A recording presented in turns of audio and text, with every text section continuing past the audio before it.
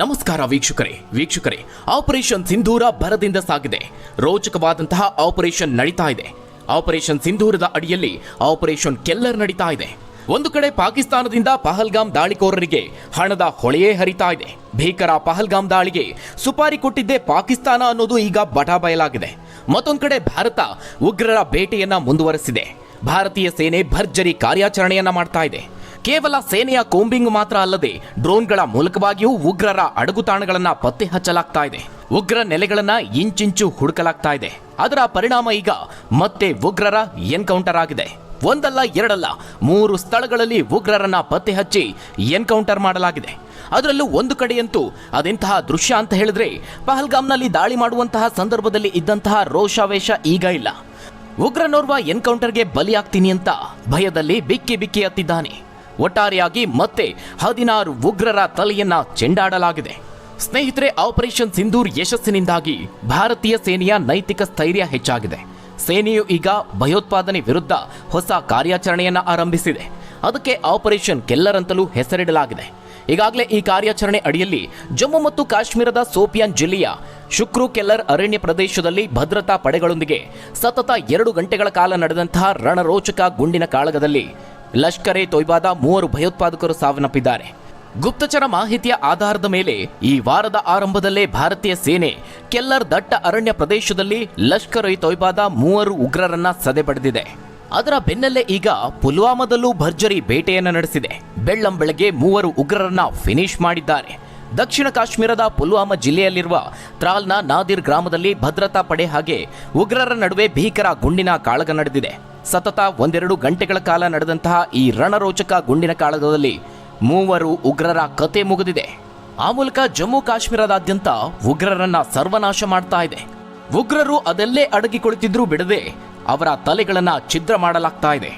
ಇನ್ನು ಈ ಒಂದು ಎನ್ಕೌಂಟರ್ ಕಾರ್ಯಾಚರಣೆಯಲ್ಲಿ ಬಹಳ ಇಂಟ್ರೆಸ್ಟಿಂಗ್ ಆದಂತಹ ಸಂಗತಿಯೂ ನಡೆದಿದೆ. ಎನ್ಕೌಂಟರ್ಗೂ ಮುನ್ನ ಕಟ್ಟಡದಲ್ಲಿ ಅಡಗಿಕೊಂಡಿದ್ದ ಜೈಷ್ ಭಯೋತ್ಪಾದಕರನ್ನ ಡ್ರೋನ್ ಸೆರೆ ಹಿಡಿದಿದೆ. ಜೈಷ್ ಭಯೋತ್ಪಾದಕರನ್ನ ಎನ್ಕೌಂಟರ್ನಲ್ಲಿ ಹತ್ಯೆ ಮಾಡುವ ಮೊದಲು ಅವರು ಅಡಗಿಕೊಳ್ಳೋದನ್ನ ಡ್ರೋನ್ ದೃಶ್ಯಾವಳಿಗಳು ತೋರಿಸ್ತಿವೆ. ನಿರ್ಮಾಣ ಹಂತದಲ್ಲಿರುವ ಕಟ್ಟಡದಲ್ಲಿ ಆಶ್ರಯವನ್ನ ಪಡೆದು ತಮ್ಮ ಶಸ್ತ್ರಾಸ್ತ್ರಗಳನ್ನ ಹಿಡಿದಿರೋದನ್ನ ಈ ವಿಡಿಯೋದಲ್ಲಿ ನೋಡಬಹುದಾಗಿದೆ. ಇದನ್ನ ಆಧರಿಸಿಯೇ ಅವರತ್ತ ಗುರಿಯಿಟ್ಟು ಎನ್ಕೌಂಟರ್ ಮಾಡಲಾಗಿದೆ. ಒಟ್ಟಿನಲ್ಲಿ ಉಗ್ರರ ಹುಟ್ಟಡಗಿಸೋದಕ್ಕೆ ಭಾರತೀಯ ವೀರ ಯೋಧರು ಪಣ ತೊಟ್ಟಿದ್ದಾರೆ. ಹುಡುಕಿ ಉಗ್ರರ ಕಥೆಯನ್ನು ಮುಗಿಸುತ್ತಿದ್ದಾರೆ. ಕಣಿವೆ ರಾಜ್ಯದಲ್ಲಿ ಸೇನೆ ಹದ್ದಿನ ಕಣ್ಣಿಟ್ಟಿದ್ದು ಕೇವಲ 48 ಗಂಟೆಯಲ್ಲಿ 6 ಉಗ್ರರನ್ನ ಹೊಡೆದುರುಳಿಸಲಾಗಿದೆ. ಉಗ್ರರ ವಿರುದ್ಧ ಸೇನಾ ಕಾರ್ಯಾಚರಣೆ ಮುಂದುವರೆದಿದೆ. ಉಗ್ರರಿಗೆ ಈಗ ಪ್ರಾಣ ಭಯ ಶುರುವಾಗಿದೆ. ಕಾಶ್ಮೀರದಲ್ಲಿ ನಡೆದಂತಹ ಸರಣಿ ಎನ್ಕೌಂಟರ್ಗಳ ಬೆನ್ನಲ್ಲೇ ಮತ್ತೊಂದು ಮಹತ್ವದ ಕಾರ್ಯಾಚರಣೆ ನಡೆದಿದೆ. ಮಯನ್ಮಾರ್ ಗಡಿಯಲ್ಲಿ ಕಾಣಿಸಿಕೊಂಡು ಉಪಟಳ ನೀಡುತ್ತಿದ್ದ 10 ಉಗ್ರರನ್ನ ಅಸ್ಸಾಂ ರೈಫಲ್ಸ್ ಪಡೆಯು ಮಣಿಪುರದಲ್ಲಿ ಹತ್ಯೆಗೈದಿದೆ. ಈ ಕಾರ್ಯಾಚರಣೆ ಇನ್ನೂ ಮುಂದುವರೆದಿದೆ ಅಂತ ಅಧಿಕಾರಿಗಳು ತಿಳಿಸಿದ್ದಾರೆ. ಭಾರತ ಮಯನ್ಮಾರ್ ಗಡಿಯ ಬಳಿ ಇರುವ ನ್ಯೂ ಸಮತಲ್ ಗ್ರಾಮದ ಸಮೀಪದಲ್ಲಿ ಶಸ್ತ್ರಸಜ್ಜಿತ ಉಗ್ರಗಾಮಿಗಳ ಇರುವಿಕೆ ಬಗ್ಗೆ ಗುಪ್ತಚರ ಮಾಹಿತಿ ಸಿಕ್ಕ ನಂತರದಲ್ಲಿ ಈ ಕಾರ್ಯಾಚರಣೆ ಆರಂಭಿಸಲಾಗಿದೆ. ಅಸ್ಸಾಂ ರೈಫಲ್ಸ್ ತಂಡವು ತಕ್ಷಣವೇ ಸ್ಥಳಕ್ಕೆ ತಲುಪಿ ಕಾರ್ಯಾಚರಣೆಯನ್ನ ನಡೆಸಿದೆ. ಈ ವೇಳೆ ಶಂಕಿತ ಉಗ್ರಗಾಮಿಗಳು ಭದ್ರತಾ ಪಡೆಗಳ ಮೇಲೆ ಏಕಾಏಕಿ ಗುಂಡಿನ ದಾಳಿ ನಡೆಸಿದ್ದಾರೆ. ಅದಕ್ಕೆ ಪ್ರತಿಯಾಗಿ ಯೋಧರು ಕಾರ್ಯತಂತ್ರದಿಂದ ಕಾರ್ಯಾಚರಣೆ ನಡೆಸಿದ್ದು ಭದ್ರತಾ ಪಡೆಗಳು ಪ್ರದೇಶವನ್ನ ಸುತ್ತುವರೆದಿದ್ದಾರೆ. ಆಗ ಅಡಗಿಕೊಂಡಿದ್ದ ಉಗ್ರಗಾಮಿಗಳು ಗುಂಡಿನ ದಾಳಿ ನಡೆಸಿದ್ದಾರೆ. ಇದಕ್ಕೆ ತಕ್ಕ ಪ್ರತ್ಯುತ್ತರ ನೀಡಲಾಗಿದೆ. ಬರೋಬ್ಬರಿ 10 ಉಗ್ರಗಾಮಿಗಳನ್ನ ಹತ್ಯೆ ಮಾಡಲಾಗಿದೆ. ಇನ್ನು ಎನ್ಕೌಂಟರ್ ನಂತರ ಸ್ಥಳದಿಂದ ಭಾರೀ ಪ್ರಮಾಣದ ಶಸ್ತ್ರಾಸ್ತ್ರಗಳು ಮತ್ತು ಮದ್ದುಗುಂಡುಗಳನ್ನು ವಶಪಡಿಸಿಕೊಳ್ಳಲಾಗಿದೆ. ಅಲ್ಲಿಗೆ ಕಳೆದ 3 ದಿನದ ಅವಧಿಯಲ್ಲಿ ಒಟ್ಟು 16 ಉಗ್ರರ ತಲೆಯನ್ನ ಚೆಂಡಾಡಲಾಗಿದೆ. ಇನ್ನು ಭಾರತದ ಆಪರೇಷನ್ ಸಿಂಧೂರ ಸೇನಾ ಕಾರ್ಯಾಚರಣೆಯಿಂದ ಪತರಗೊಟ್ಟಿರುವಂತಹ ಪಾಕಿಸ್ತಾನ ಇದೀಗ ಶಾಂತಿ ಮಾತುಕತೆಯ ಪ್ರಸ್ತಾವನೆಯನ್ನ ಮುಂದಿಡ್ತಾ ಇದೆ. ಭಾರತದೊಂದಿಗೆ ಶಾಂತಿ ಮಾತುಕತೆಗೆ ಸಿದ್ಧ ಅಂತ ಪಾಕಿಸ್ತಾನ ಪ್ರಧಾನಮಂತ್ರಿ ಶಹಬಾಜ್ ಶರೀಫ್ ಹೇಳಿದ್ದಾರೆ. ಕಾಶ್ಮೀರ ವಿಷಯವು ಶಾಂತಿಗಾಗಿ ಪ್ರಮುಖ ಅಂಶವಾಗಿದ್ದು ಶಸ್ತ್ರಗಳನ್ನು ಕೆಳಗಿಟ್ಟು ರಾಜತಾಂತ್ರಿಕ ಮಾರ್ಗದಲ್ಲಿ ಶಾಂತಿ ಮಾತುಕತೆ ನಡೆಸುವ ತುರ್ತು ಅಗತ್ಯವಿದೆ ಅಂತ ಶಹಬಾಜ್ ಶರೀಫ್ ಹೇಳಿಕೆ ನೀಡಿದ್ದಾರೆ. ಆ ಮೂಲಕ ಪಾಕಿಸ್ತಾನ ಶಾಂತಿಗಾಗಿ ಚಡಪಡಿಸುತ್ತಿದೆ ಅಂತ ಸಾಬೀತುಪಡಿಸಿದೆ. ಪೆಟ್ಟು ತಿಂದ ಮೇಲೆಯೇ ಸರಿದಾರಿಗೆ ಬರೋದು ಪಾಕಿಸ್ತಾನದ ಹಳೆಯ ಚಾಳಿ. ಪ್ರತಿ ಬಾರಿಯೂ ಭಾರತದ ಸೇನಾ ಏಟು ಬಿದ್ದ ಬಳಿಕವಷ್ಟೇ ನೆರೆಯ ರಾಷ್ಟ್ರ ಶಾಂತಿಗಾಗಿ ಪರಿತಪಿಸುತ್ತೆ. ಭಾರತದೊಂದಿಗೆ ಯುದ್ಧಕ್ಕೆ ಸಿದ್ಧ ಅಂತ ಆರಂಭ ಶೂರತ್ವವನ್ನು ಪ್ರದರ್ಶಿಸುವಂಥ ಪಾಕಿಸ್ತಾನ ಕೊನೆಯಲ್ಲಿ ಶಾಂತಿ ಮಾತುಕತೆಯ ಮಾತುಗಳನ್ನಾಡುತ್ತೆ. ಈ ಬಾರಿಯೂ ಸಹ ಇಂತಹದೊಂದು ಪೆಟ್ಟು ತಿಂದ ಬಳಿಕವಷ್ಟೇ ಪಾಕಿಸ್ತಾನವು ಭಾರತಕ್ಕೆ ಶಾಂತಿ ಪ್ರಸ್ತಾವನೆಯನ್ನು ಸಲ್ಲಿಸಿದೆ. ಸದ್ಯ ಆಪರೇಷನ್ ಸಿಂಧೂರ ಕಾರ್ಯಾಚರಣೆ ಭಯೋತ್ಪಾದನೆಯ ಬೆನ್ನು ಮೂಳೆ ಮುರಿದು ಇಡೀ ವಿಶ್ವದ ಗಮನ ಸೆಳೆದಿದೆ. ಆದರೆ ನಾಯಿಬಾಲ ಡೊಂಕೆ ಎನ್ನುವಂತೆ ಪಾಕಿಸ್ತಾನಕ್ಕೆ ಮಾತ್ರ ಇನ್ನೂ ಬುದ್ಧಿ ಬಂದಿಲ್ಲ. ಭಾರತದ ವೈಮಾನಿಕ ದಾಳಿಯಲ್ಲಿ ಸಾವನ್ನಪ್ಪಿದ ಉಗ್ರರ ಕುಟುಂಬಗಳಿಗೆ ಪಾಕಿಸ್ತಾನ ತಲಾ 1 ಕೋಟಿ ರೂಪಾಯಿ ಪರಿಹಾರವನ್ನು ಘೋಷಣೆ ಮಾಡಿದೆ. ಪಾಕ್ ಪ್ರಧಾನಿ ಮತ್ತೊಮ್ಮೆ ಉಗ್ರ ಪ್ರೇಮವನ್ನ ಮೆರೆದಿದ್ದಾರೆ. ಅಷ್ಟು ಮಾತ್ರ ಅಲ್ಲ, ಭವಲ್ಪುರದ ಜಾಮಿಯಾ ಮಸೀದಿ ಸುಬಾನಾ ಅಲ್ಲ ಮೇಲೆ ಭಾರತ ಏರ್ ಸ್ಟ್ರೈಕ್ ಮಾಡಿದೆ. ಮಸೀದಿ ಛಿದ್ರವಾಗಿದೆ. ಹೀಗೆ ನಾಶವಾದಂತಹ ಉಗ್ರರ ನೆಲೆಗಳು, ಮನೆಗಳನ್ನು ಮರು ನಿರ್ಮಾಣ ಮಾಡುವಂತಹ ಭರವಸೆಯನ್ನು ಪಾಕಿಸ್ತಾನ ಸರ್ಕಾರ ನೀಡಿದೆ. ಈ ಒಂದು ಘೋಷಣೆಯೊಂದಿಗೆ ಉಗ್ರ ಮಸೂದ್ ಅಜರ್ಗೆ ಬರೋಬ್ಬರಿ 14 ಕೋಟಿ ರೂಪಾಯಿ ಪರಿಹಾರ ಸಿಗ್ತಾ ಇದೆ. ಇದೇ ಆಪರೇಷನ್ ಸಿಂಧೂರ್ ಭಯೋತ್ಪಾದಕ ಮೌಲಾನಾ ಮಸೂದ್ ಅಜರ್ ಕುಟುಂಬವನ್ನೇ ಸರ್ವನಾಶ ಮಾಡಿದೆ. ಮಾನಸಿಕವಾಗಿ ಆತನಿಗೆ ನೋವು ಕೊಟ್ಟು ಬಲಹೀನವನ್ನಾಗಿ ಮಾಡಿದೆ. ಅದನ್ನ ತನ್ನ ಜೀವನದುದ್ದಕ್ಕೂ ಆತ ಮರೆಯೋದಿಲ್ಲ. ಈಗ ಪಾಕಿಸ್ತಾನ ಸರ್ಕಾರ ತನ್ನ ಗಾಯಗಳನ್ನು ಗುಣಪಡಿಸಿಕೊಳ್ತಾ ಇದೆ. ಹೌದು, ಪಾಕಿಸ್ತಾನ ಸರ್ಕಾರ ಭಯೋತ್ಪಾದಕ ಮೌಲಾನಾ ಮಸೂದ್ ಅಜರ್ ಮೇಲೆ ಹಣದ ಸುರಿಮಳೆ ಸುರಿಸಲು ಹೊರಟಿದೆ. ಪಾಕಿಸ್ತಾನದ ಶಹಬಾಜ್ ಸರ್ಕಾರವು ಭಯೋತ್ಪಾದಕ ಸಂಘಟನೆ ಜೈಷ್ ಎ ಮೊಹಮ್ಮದ್ ಮುಖ್ಯಸ್ಥ ಮಸೂದ್ ಅಜರ್ಗೆ ಸರ್ಕಾರಿ ಪರಿಹಾರ ನಿಧಿಯಿಂದ ಒಟ್ಟು 14 ಕೋಟಿ ರೂಪಾಯಿಗಳನ್ನು ನೀಡಲಾಗ್ತಾ ಇದೆ. ಮಸೂದ್ ಅಜರ್ನ ಕುಟುಂಬದ 14 ಜನರು ಸಾವನ್ನಪ್ಪಿದ್ದಾರೆ. ಆದ್ದರಿಂದ ಶಹಬಾಜ್ ಸರ್ಕಾರ ಪ್ರತಿ ಸಾವಿಗೆ 1 ಕೋಟಿ ರೂಪಾಯಿ ನೀಡ್ತಾ ಇದೆ. ಇದೆಲ್ಲವನ್ನ ಸೇರಿಸಿದ್ರೆ 14 ಕೋಟಿ ರೂಪಾಯಿ ಆಗುತ್ತೆ. ಈ ರೀತಿಯಾಗಿ ಭಯೋತ್ಪಾದಕ ಮಸೂದ್ ಅಜರ್ ಪಾಕಿಸ್ತಾನ ಸರ್ಕಾರದಿಂದ 14 ಕೋಟಿ ರೂಪಾಯಿಗಳನ್ನು ಪಡಿತಾ ಇದ್ದಾನೆ. ಭಾರತವು ಬಹಲ್ವಪುರದಲ್ಲಿರುವ ಜೈಷ್ ಎ ಮೊಹಮ್ಮದ್ ಪ್ರಧಾನ ಕಚೇರಿಯ ಮೇಲೆ ಕ್ಷಿಪಣಿಗಳ ದಾಳಿ ಮಾಡಿತ್ತು. ಉಗ್ರ ಸಂಘಟನೆಯ ಶಿಬಿರವನ್ನೇ ಧ್ವಂಸ ಮಾಡಲಾಯಿತು. ಮಸೂದ್ ಅಜರ್ ಕುಟುಂಬದ 14 ಸದಸ್ಯರ ಶವಗಳು ಬಿದ್ದಿದ್ದು ಕೂಡ ಇಲ್ಲಿಯೇ. ಭಾರತದ ದಾಳಿಯಲ್ಲಿ ಮಸೂದ್ ಅಜರ್ನ ಸಹೋದರಿ ಮತ್ತು ಭಾವ ಸೇರಿದಂತೆ 14 ಜನರು ಸಾವನ್ನಪ್ಪಿದ್ದಾರೆ. ಮಸೂದ್ ಅಜರ್ನ ಅಕ್ಕ, ಭಾವ, ಸೋದರಳಿಯ ಮತ್ತು ಅವನ ಹೆಂಡತಿ, ಸೊಸೆ ಮತ್ತು ಅವನ ಕುಟುಂಬದ 5 ಮಕ್ಕಳು ಸೇರಿದ್ದಾರೆ ಅಂತ ಸ್ವತಃ ಮಸೂದ್ ಅಜರ್ ದೃಢಪಡಿಸಿದ್ದಾನೆ.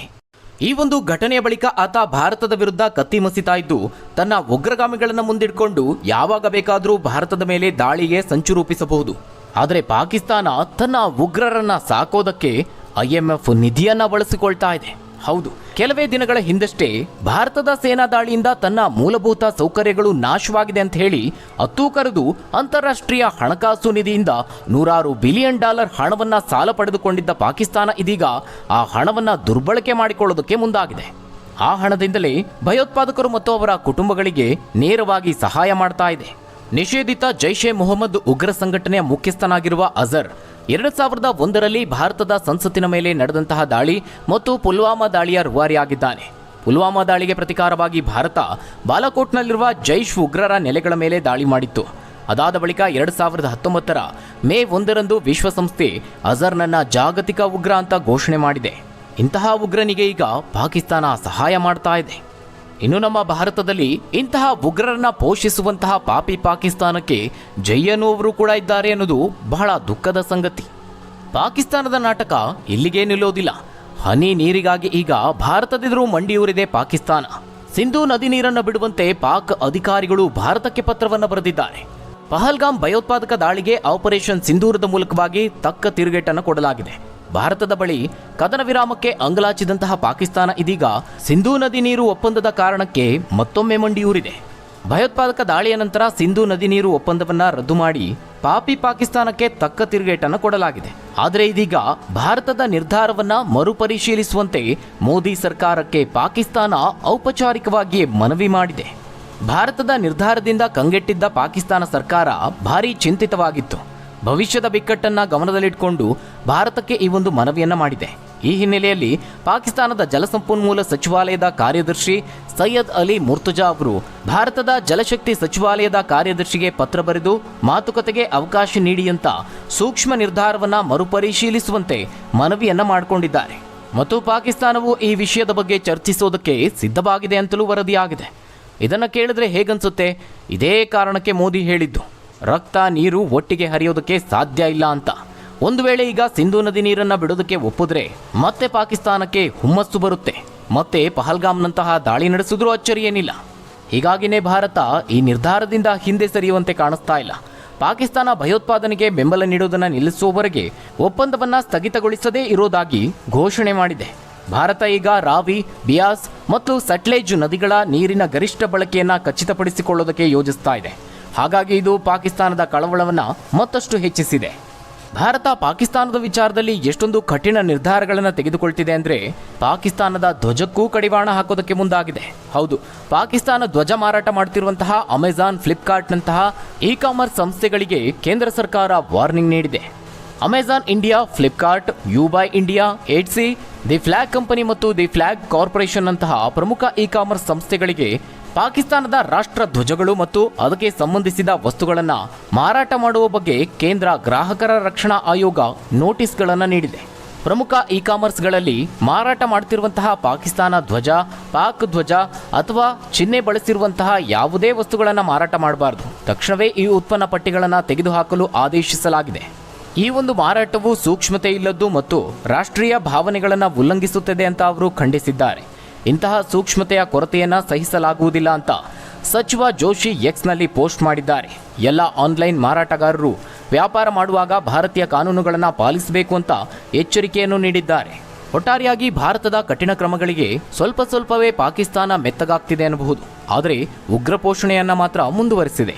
ಹಾಗಾದರೆ ವೀಕ್ಷಕರೇ, ಭಾರತದ ಈ ಒಂದು ಕಠಿಣ ನಿರ್ಧಾರಕ್ಕೆ, ಉಗ್ರರನ್ನ ಭೇಟಿಯಾಡ್ತಿರೋದಕ್ಕೆ, ನಮ್ಮ ಭಾರತೀಯ ಸೇನೆಯ ಶೌರ್ಯ ಪ್ರದರ್ಶನಕ್ಕೆ ನೀವೇನಂತೀರಾ? ನಿಮ್ಮ ಅನಿಸಿಕೆ, ಅಭಿಪ್ರಾಯವನ್ನು ಕಮೆಂಟ್ ಮೂಲಕವಾಗಿ ತಿಳಿಸಿ. ಧನ್ಯವಾದಗಳು ವೀಕ್ಷಕರೇ.